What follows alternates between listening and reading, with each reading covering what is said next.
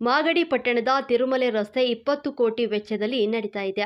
August 29ರಂದು DCM DK Shivakumar ಇತರೆ ಸಚಿವರು ವಿವಿಧ ಅಭಿವೃದ್ಧಿ ಕಾಮಗಾರಿಗಳ ಉದ್ಘಾಟನೆ ಹಾಗೂ ವಿವಿಧ ಅಭಿವೃದ್ಧಿ ಕಾಮಗಾರಿಗಳಿಗೆ ಭೂಮಿ ಪೂಜೆ ನೆರವೇರಿಸಲಿದ್ದಾರೆ ಅಂತ ಶಾಸಕರಾದ ಎಚ್.ಸಿ. ಬಾಲಕೃಷ್ಣ ಅವರು ತಿಳಿಸಿದ್ದಾರೆ.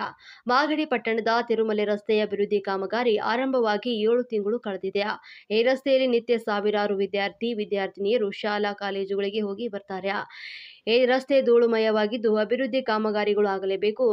ಸೇತುವೆ ಮತ್ತು ಚರಂಡಿಗಳನ್ನು ಆದಷ್ಟು ಬೇಗ ಕಟ್ಟಿ ಪೂರ್ಣಗೊಳಿಸಬೇಕು ಅಂತ ಸಾರ್ವಜನಿಕರು ಅಭಿಪ್ರಾಯವನ್ನ ಪಟ್ಟಿದ್ದಾರೆ.